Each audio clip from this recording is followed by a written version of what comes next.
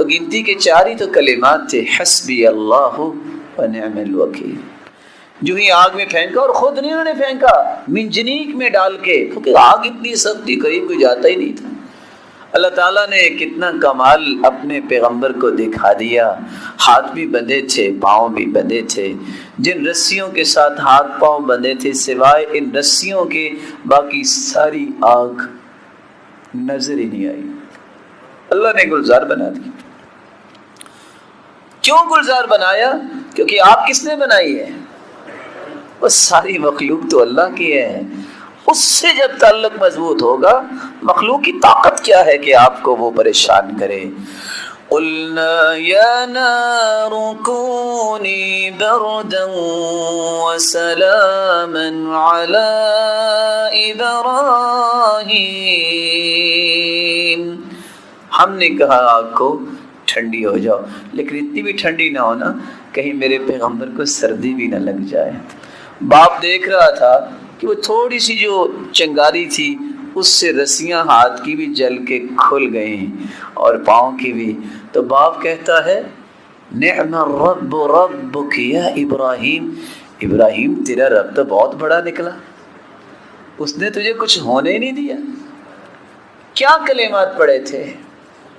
حسبی اللہ و نعم الوکیل۔ اللہ کے رسول اپنے گھر میں ہیں صلی اللہ علیہ وسلم، کس طرح لائن بنا کے کھڑے ہیں لوگ باہر، کیا کرنے کے لیے کہ آج نکلنے نہیں دینا، بس آج یہ کام ختم ہی کر دینا ہے۔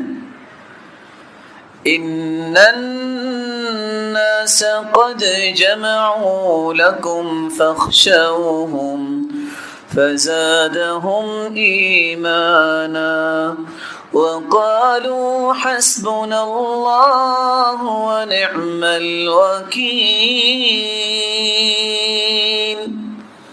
اللہ کے رسول نے کیا پڑھا تھا؟ حسبنا اللہ ونعم الوکیل۔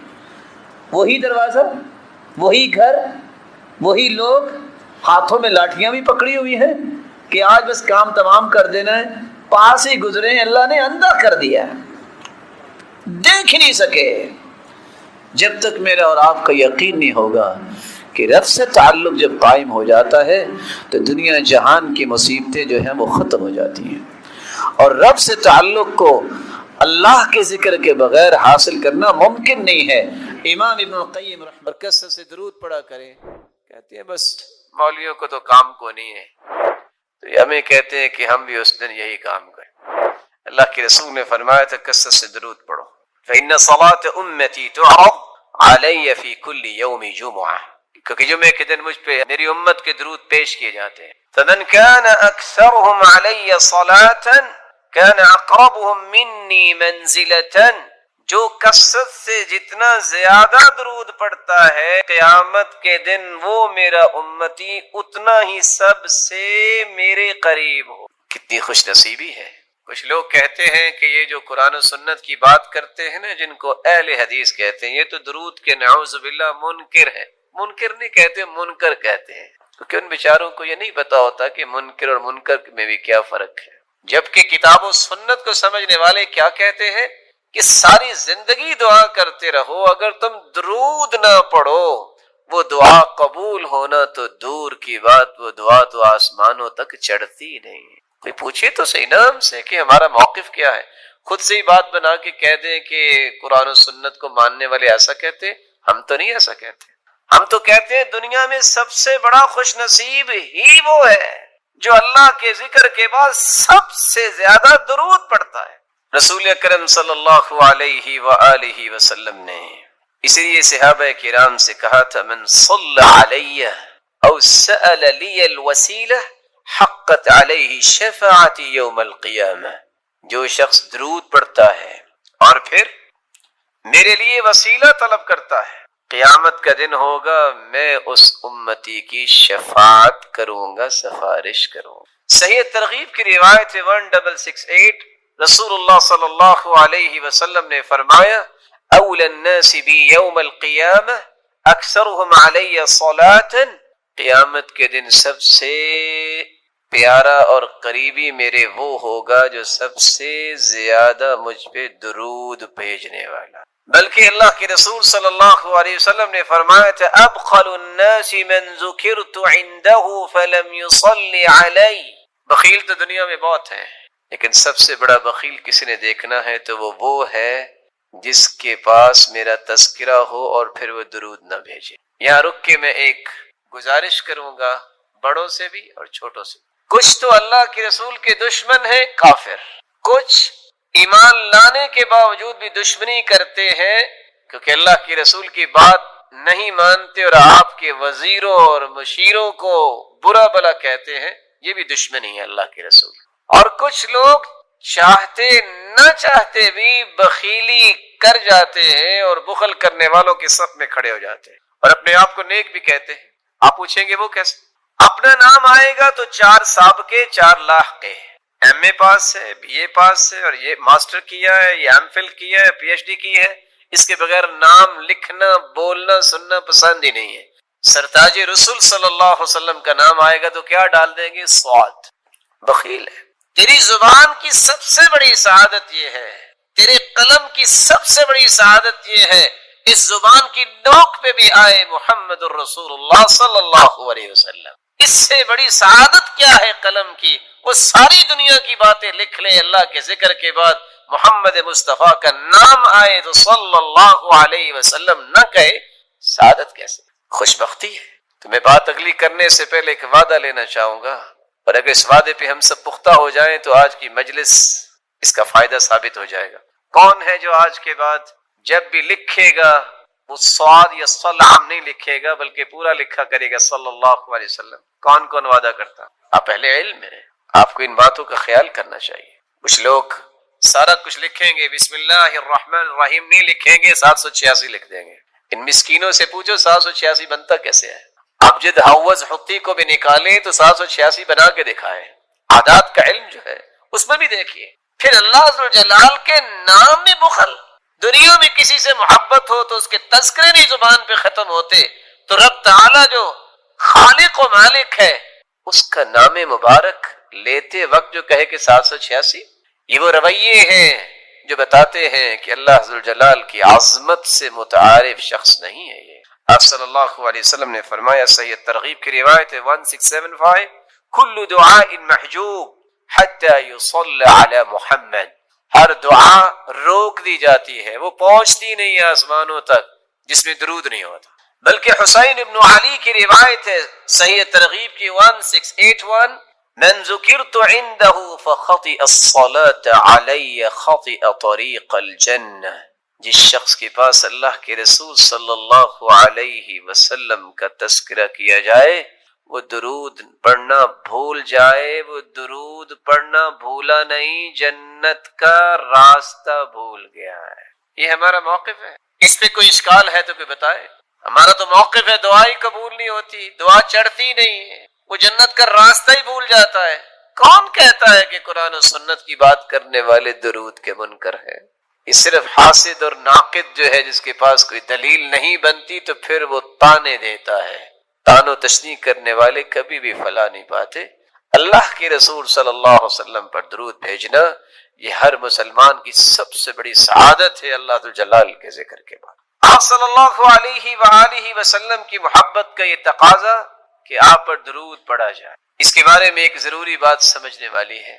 کتنے لوگ ترجمہ کرتے ہیں ان اللہ و ملائکتہ یصلون علی النبی، ان اللہ و ملائکتہ، بے شک اللہ ذو الجلال اور اس کے فرشتے، یصلون علی النبی، وہ نبی پر درود بھیجتے ہیں. یہ ترجمہ ٹھیک نہیں ہے. یا ایھا الذین آمنوا صلوا علیہ وسلموا تسلیما، اے مومنو تم بھی درود پڑھو. لفظ صلاۃ جب اس کی نسبت اللہ ذو الجلال کی طرف کی جائے، ویسے تو صلاۃ کے 18 معنی ہیں عربی زبان، لیکن جب یہ کہا جائے صلی اللہ، اس کا مطلب ہوتا ہے اللہ عز و جلال رحمتوں کی برکھا برسائیں گے، تعریف کریں گے. والثناء، فرشتوں کے سامنے اپنے محبوب کے تذکرے کریں گے کہ یہ میرا محبوب ہے جو سرتاج رسول ہے. وہاں درود معنی نہیں ہوگا. لفظ صلاۃ جب فرشتوں کے ساتھ استعمال ہو، صلت الملائکہ، فرشتوں نے صلاۃ پڑھی، کیا مطلب؟ وہاں بھی درود کا معنی نہیں ہوگا. بلند مقام کے لیے برکت کی دعائیں کی فرشتوں نے، بخشش کی دعائیں کی. صلی الرجل، جب لفظ صلات کو کسی انسان کے ساتھ ذوی العقول کے ساتھ استعمال کیا جائے، اس کا مطلب نماز پڑھنا بھی ہوتا ہے، اس کا مطلب درود پڑھنا بھی ہوتا ہے، اور دیگر معانی بھی اہل لغت نے بیان کیے ہیں۔ لیکن اگر غیر ذوی العقول کے لیے استعمال ہو، صلت الطیور والحیوانات، پرندوں نے درود پڑھا، یہ ترجمہ نہیں ہوتا، وہاں ترجمہ ہوتا ہے پرندوں نے اللہ ذوالجلال کی حمد و ثنا بیان کی، اللہ ذوالجلال کی تعریف کی ہے، حمد بیان کی۔ تو قرآن مجید کے ترجمے کو صحابہ کرام، تابعین اور تبع تابعین اور لغت کو سمجھنے والے لوگ ہیں، ان کے کیے گئے ترجموں کی روشنی میں ہی اختیار کرنا چاہیے۔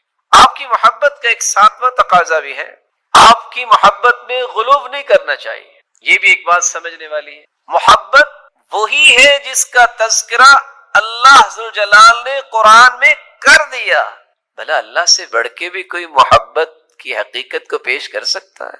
محبت وہی ہے جو اللہ کے رسول نے خود سمجھا دی کہ یہ میرے ساتھ محبت کرو، غلو نہیں، حدود سے تجاوز نہیں، حدود کو کراس نہ کیا جائے۔ صرف 3 آیتیں اگر آپ ان کو یاد رکھیں تو کبھی بھی آپ غلو کا شکار نہیں ہوں گے۔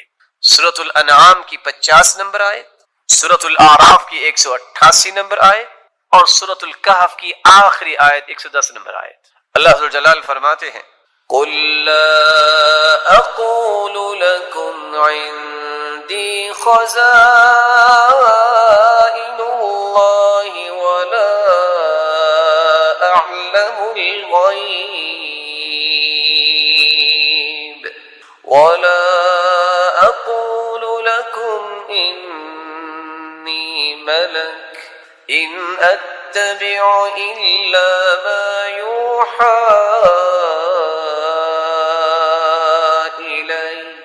قل هل يستوي الأعمى والبصير أفلا تتفكرون قل لا أقول لكم عندي خزائن الله، میں بڑی محبت کے ساتھ، ادب کے ساتھ، احترام کے ساتھ یہ پیغام پہنچانا چاہتا ہوں ان مسلمانوں تک بھی جو محبت کا دعویٰ بھی کرتے ہیں اور اس آیت کی روشنی میں محبت کے زاویوں کو اختیار نہیں کرتے، غلو کرتے ہیں۔ کیا کہتے ہیں کہ خزانوں کا مالک ہے تو اللہ کا رسول نہیں۔ میرے محترم، خزانوں کے مالک اللہ ذوالجلال ہے، کیونکہ اللہ ذوالجلال نے اعلان بھی کروایا ہے تو اسی ہستی سے۔ قل، فرما دیجئے، لا اقول لکم عندی خزائن اللہ، میں نہیں کہتا کہ میرے پاس خزانے ہیں اللہ تعالیٰ کے۔ صحیح بخاری کی روایت ہے 3117، سیدنا ابو ہریرہ رضی اللہ تعالی عنہ بیان کرتے ہیں اللہ کے رسول صلی اللہ علیہ وسلم نے فرمایا ما اعطیکم ولا امنعکم، نہ میں تم سے کوئی چیز روک سکتا ہوں نہ میں تجھے کوئی دے سکتا ہوں، انما انا قاسم اضع حیث امرت، میں تو تقسیم کرنے والا ہوں کہاں؟ جہاں مجھے حکم ہوگا۔ اور دوسری روایت کے الفاظ ہیں انما انا قاسم واللہ یعطی، دینے والا وہی ہے، میں تو تقسیم کرنے والا ہوں۔ قل لا اقول لکم عندی خزائن اللہ ولا اعلم الغیب، میں نہیں کہتا کہ میں غیب جانتا ہوں۔ لوگ کیا کہتے ہیں آج؟ جو گزشتہ 10 دن گزرے، 15 دن، کیا سنا آپ نے؟ محبت میں تجاوز کہ اللہ کے رسول تو غیب جانتے ہیں۔ قرآن سمجھا کریں، قرآن پڑھا کریں اور اللہ کے رسول کے فرامین کو پڑھا کریں، سمجھ آئے گی محبت کیسے کرنی۔ قرآن کہہ رہا ہے وَلَا أَعْلَمُ الْغَيْبِ، میں غیب نہیں جانتا۔ کون فرما رہے ہیں؟ وہ ہستی جس جیسی ہستی اللہ نے پیدا نہیں کی۔ صحیح بخاری کی روایت ہے 4001، ربیع بنت معوذ رضی اللہ تعالی عنہ بیان کرتی ہیں دخل علی النبی صلی اللہ علیہ وسلم غداۃ بنی علی فجلس على فراشه، میری شادی کے دن اللہ کے رسول تشریف لائے اور میرے پاس آ کے بیٹھے کہ مجلسی کا منی وجویریات یضربن بالدف، کچھ چھوٹی بچیاں جو ہیں من قتل من آبائهن یوم بدر، بدر کے شہداء کے متعلق ندبہ کر رہی تھی، یندبن، تو ایک بچی کہنے لگی وفینا نبی یعلم ما فی غدی، ہمارے درمیان اللہ کے پیغمبر ہیں جو کل کے بارے میں بھی جانتے ہیں۔ آپ نے فرمایا لا تقولی ہکذا وقولی ما کنتی تقولین، یہ نہ کہو جو پہلے کہہ رہی تھی وہی کہو جو شہداء کی اب بات کر رہی تھی۔ لا يعلم ما فی غد الا اللہ، اللہ کے سوا کوئی بھی غیب کے بارے میں اور کل کے بارے میں نہیں جانتا۔ آپ نے فوراً منع کر دی۔ قل لا يعلم من في السماوات والأرض الغيب إلا الله وما يشعرون أيان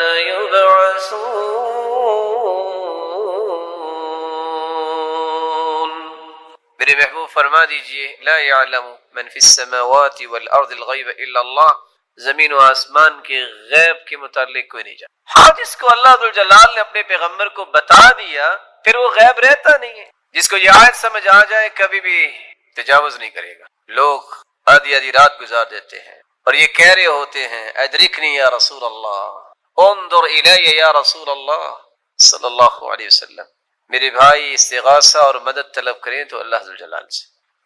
آپ صلی اللہ علیہ وسلم کی ذات مبارکہ پوری کائنات ایک طرف اور محمد مصطفیٰ کی عظمت ایک طرف۔ لیکن ایک بات سمجھانے کے لیے پوچھوں گا، اگر اللہ کے رسول صلی اللہ علیہ وسلم غیب جانتے ہوتے تو آپ کے 70 صحابہ جو ہیں وہ احد میں شہید ہو گئے تو آپ احد میں پھر جاتے؟ بولیے، اگر پتا تھا کہ میرے صحابہ شہید ہو جائیں گے۔ میرے معونہ پہ 70 قراء شہید ہو گئے جن کو خود ہی بھجوایا تھا۔ اگر غیب کا علم ہوتا تو اہل قرآن جو شہید ہوئے ہیں آپ اس کے بارے میں کیا کہیں گے؟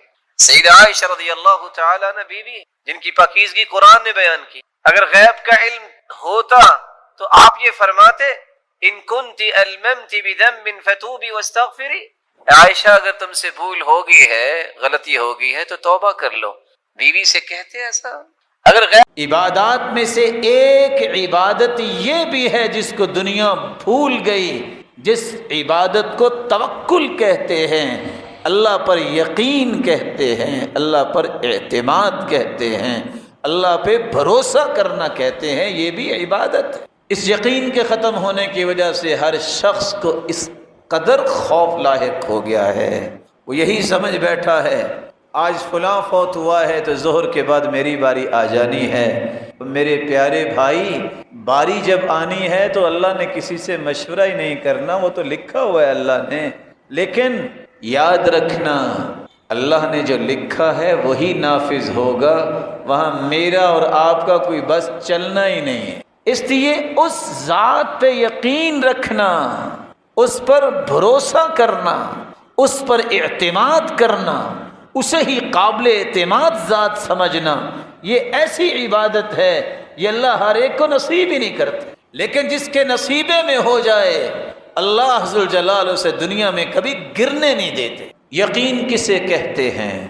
والاعتقاد الجازم الثابت المطابق للواقع، اس قدر انسان کا پختہ مائنڈ بن جائے جس کو لغزش بھی کبھی نہ آئے، اور مائنڈ کیا بن جائے؟ نہیں، میرا رب جو فیصلہ کرے گا وہ ہوگا۔ اس بات پہ پختگی سے ڈٹ جائے، جم جائے، بڑی سے بڑی بات مصیبت پریشانی آ جائے وہ کہے نہیں یہ مصیبت ہے، میرا رب تو پوری کائنات کا خالق ہے، وہ سب سے بڑا ہے، اس کے سامنے اس کی حیثیت ہی۔ اور آپ کے علم میں ہونا چاہیے اتنا بڑا بادشاہ ہے، اس کی بادشاہت پہ میں صرف ایک جھلک پیش کرتا ہوں۔ اللہ کا جو یہ کائنات کا جو نظام، اس پہ ذرا نظر اٹھائیے آسمان کی طرف، نظریں ذلیل ہو کے تھک ہار کے نیچے آ جائیں گی لیکن آسمان میں کوئی خلل نظر نہیں آتا۔ اتنا بڑا آسمان، اتنی بڑی دنیا، جہاں بھی جاؤ اللہ کی مخلوق ہے، اللہ سب کی سنتا ہے، سب کو عطائیں بھی کرتا ہے۔ اور اللہ کا جو عرش 8 فرشتوں نے اٹھایا ہوا ہے، ایک ایک فرشتہ کتنا بڑا ہوگا، اور ٹریلین فرشتے اللہ نے نور سے پیدا کیے ہوئے ہیں۔ 4 انگلیاں آسمانوں میں خالی نہیں، کہیں فرشتے رکوع میں ہیں، کہیں قیام میں ہیں، کہیں سجدے میں ہیں، اور 70,000 فرشتے روزانہ اس اللہ کے گھر کا طواف کرتے ہیں جو آسمانوں میں ہے، بیت المعمور۔ جس نے ایک مرتبہ طواف کیا ہے قیامت تک دوبارہ اس کی باری نہیں آئے گی۔ اور حدیث کے الفاظ ہیں جو حملۃ العرش ہیں، ایسے فرشتے جنہوں نے اللہ کا عرش اٹھایا ہوا ہے، ان کے کندھے اور کان تک کا یہ فاصلہ مسیرۃ 700 عام، 700 سال تک اگر سفر کیا جائے، جتنا سفر بنتا ہے وہ اس فرشتے کے کندھے سے کان تک کا سفر ہے، جیسا کہ رسول اللہ صلی اللہ علیہ وسلم فرماتے ہیں۔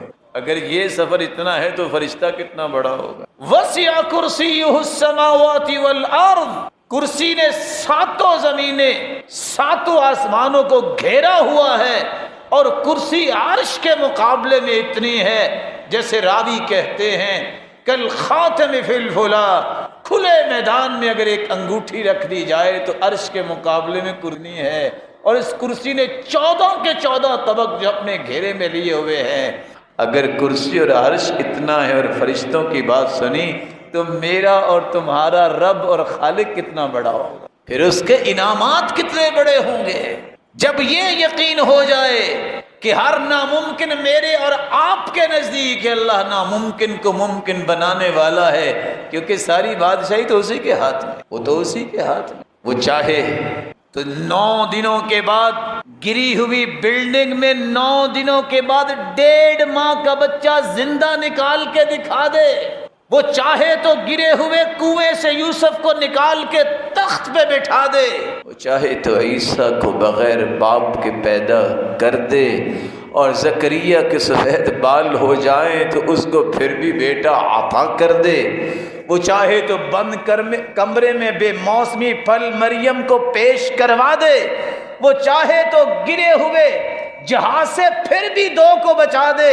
یہ ساری نشانیاں ہیں، وہ کیا نہیں کر سکتا۔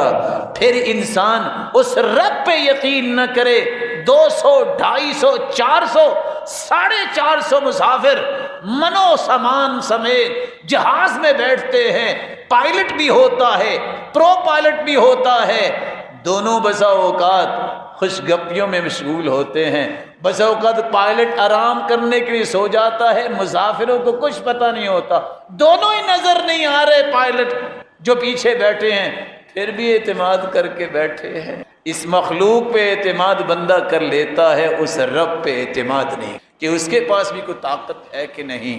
وہ اتنی بڑی آنکھ جو ابراہیم علیہ السلام کے لگائی گئی، جہاں آج بھی جڑی بوٹی نہیں ہوتی، اللہ نے گلشن کیسے بنا دی؟ کچھ ہوا؟ ادھر اور ادھر دروازے کے محمد مصطفیٰ صلی اللہ علیہ وسلم کے دروازے پہ کھڑے تھے نا کہ آج باہر نکلتے جائیں گے ملیا میٹ کر دیں گے، اپنے پیغمبر کو نکالا، اور کھڑے جو تھے صرف یہ فرمایا شاہت الوجوہ، دونوں طرف سے کھڑے یہ کڑیل نوجوان یہ گماشتے اندھے ہو گئے، کوئی دیکھ ہی نہیں سکا۔ اس پہ یقین کرنا ضرور، اس لیے اہل ایمان کا وصف اللہ نے بیان کیا ہے۔ ایمان کی تکمیل یقین کے بغیر ہوتی نہیں ہے، ہو بندہ مومن اور اللہ پہ بھروسہ نہ ہو اس کا ایمان مکمل نہیں ہوتا۔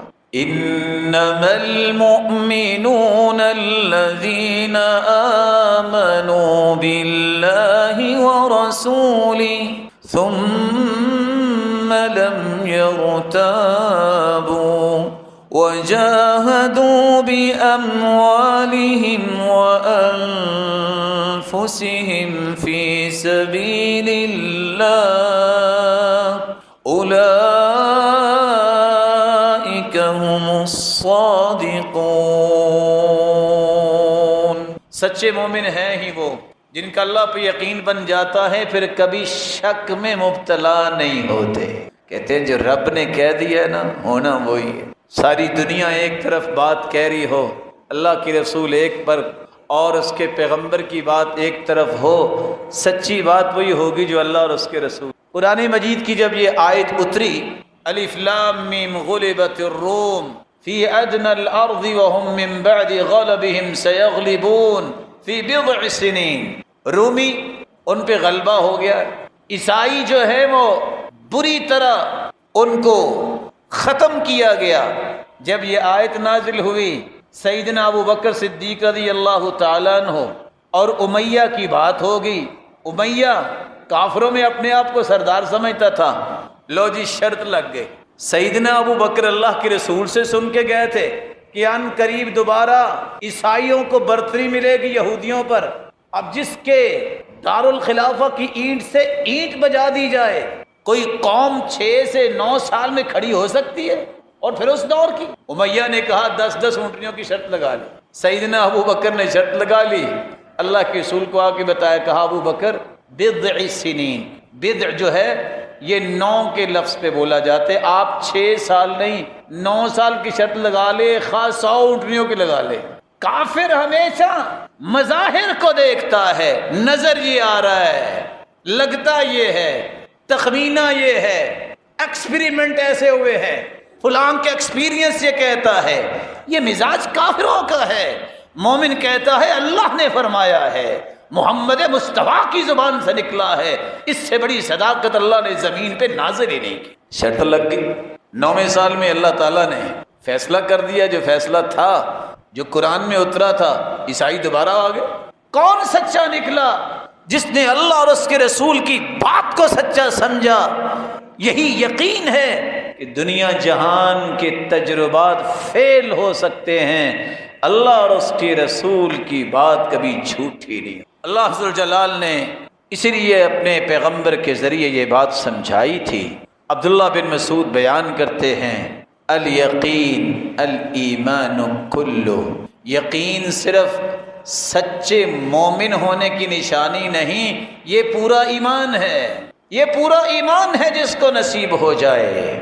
اور ابو بکر الوراق کہا کرتے تھے، الیقین ملاک القلب وبہ کمال الایمان، بندے کے دل میں اگر یقین بادشاہ بن جائے تو اس جیسا پختہ ایمان کسی اور کا ہوتا ہی نہیں۔ اس لیے تو اللہ تعالیٰ نے 3 درجے بیان کیے ہیں۔ زبان سے اگر اللہ رسول کو مانے، اس کو مسلمان کہتے ہیں۔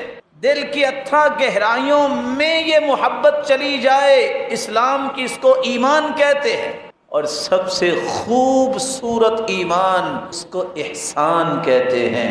ایکسیلنس کے درجے پہ جا کے عبادت کرنے والا، زندگی گزارنے والا، اس کو محسن کہتے ہیں، احسانی کیفیت۔ اور اللہ عز و جلال فرماتے ہیں، احسان کی کیفیت ان لوگوں میں پیدا ہوتی ہے جن کے اندر یقین آ جاتا ہے۔ ہدی ورحمۃ للمحسنین الذین یقیمون الصلاة ویؤتون الزکاة وهم بالآخرۃ هم یوقنون۔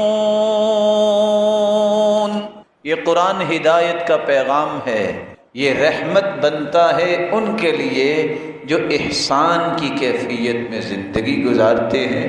اور ان محسنین کی نشانی ہے، نہ انہوں نے کبھی نماز میں سستی کی ہے، نہ کبھی زکوٰۃ میں منہ بنایا ہے، خوشی سے زکوٰۃ دیتے ہیں، اور ان کا اللہ پہ یقین ہوتا ہے۔ اللہ عز و جلال نے ان کے لیے ایک اور فضیلت بیان کروا دی ہے اپنے پیغمبر کے ذریعے۔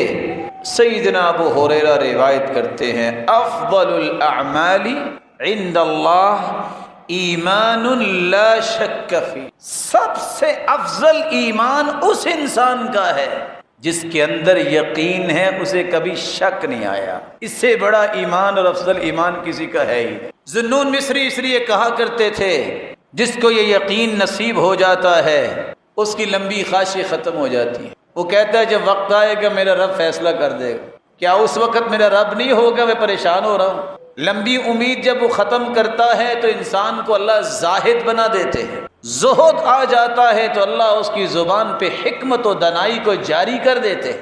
حکمت و دانائی جب آ جاتی ہے تو اس کی آخرت پہ نظر ہوتی ہے، نتائج پہ نظر ہوتی ہے، اس کے اعمال خود بخود درست ہو جاتے ہیں۔ رسول اللہ صلی اللہ علیہ وآلہ وسلم پر قرآن نازل ہوا۔ آج دنیا میں وہی لوگ ایمان میں لیڈر ہیں، ایمانی لیڈرشپ نصیب ہی ان کو ہوتی ہے جن کے اندر دو وصف آتے ہیں، برداشت اور یقین۔ جس بندے کے اندر برداشت کا مادہ نہیں ہے اور اللہ کی ذات پہ یقین نہیں ہے، وہ کبھی لیڈر نہیں بن سکتا۔ اور اسی بات کو قرآن نے بیان کیا ہے، وَجَعَلْنَا مِنْهُمْ أَئِمَّةً يَهْدُونَ بِأَمْرِنَا لَمَّا صَبَرُوا وَكَانُوا بِآيَاتِنَا يُوقِنُونَ۔ ہم نے انہیں قوم کے مقتدا بنایا، لوگوں کو پیروکار بنایا، تو ان لوگوں کا جن کے اندر دو وصف تھے، اللہ کی ذات پہ یقین اور برداشت کرنا ان کو آ گیا، اللہ نے انہیں لیڈرشپ کے لیے چن لیا۔ عبداللہ ابن عامر ابن عاص رضی اللہ تعالی عنہ سے روایت ہے، جامع الترمذی کی روایت ہے 3479، دعا جلدی قبول ہوتی اس کی ہے جس کو جتنا یقین زیادہ ہے اتنی جلدی قبول ہوتی۔ ہم جیسے بادشاہ لوگ بیچارے سوچتے رہ جاتے ہیں پتہ نہیں قبول ہوگی کہ نہیں ہوگی، جب اللہ پہ اعتماد ہی اتنا کو ہے تو قبول کیسے ہوگی؟ ادعوا اللہ وانتم موقنون بالاجابہ، اللہ سے دعا ایسے کرو کہ یہ قبول ہوگی، یقین کر کے کرو کہ یہ قبول ہوگی، ضائع نہیں ہوگی، اللہ قبول کر لیتے ہیں۔ یعنی کیسے وہ دعا کرتے تھے لوگ جن کی فوراً قبول ہو جاتی؟ یقین تھا۔ یقین کیا تھا؟ میرا رب سے تعلق ہے، میں اس کا بندہ ہوں، میں اس کی بات ماننے والا ہوں، عبادت کرنے والا ہوں۔ اللہ تو اپنے بندوں سے پیار ہی بہت کرتے ہیں۔ ایک مرتبہ اللہ کے سامنے باوضو ہو کے بیٹھ کے ہاتھ اٹھا کے تو دیکھو، اللہ کبھی ہاتھوں کو خالی واپس لوٹاتا ہی نہیں ہے، یہ وعدہ ہے اس کا۔ کچھ لوگ کہتے ہیں نہیں فلاں کی تو اللہ موڑتا نہیں اور ہماری سنتا نہیں ہے، یہ سب شیطان کے بس سے ہے انسان کے دل میں، اللہ کسی کی بھی نہیں موڑتا، یہ اللہ کا وعدہ ہے۔ بات سمجھانے کے لیے، برا کوئی شیطان سے بھی برا ہے؟ کوئی ہے دنیا میں شیطان سے بھی برا؟ کوئی بندہ نہیں۔ اللہ نے تو شیطان کی بھی نہیں موڑی۔ شیطان نے کہا تھا نا ربی انظرنی الی یوم یبعثون، اللہ جنت سے تو محروم کر دیا، قیامت تک مجھے مہلت دے دے۔ اللہ نے مہلت دے دی، اس کی بھی سن لی ہے، تو شیطان سے بھی کوئی برا ہے؟ اگر شیطان کی اللہ نے نہیں موڑی تو میرے بھائی جو رحمان کے سامنے سجدہ ریز ہونے والا ہے، اللہ اس کو کیسے موڑے گا؟ اس پہ یقین کیجئے، اس یقین کو ختم نہ کیجئے۔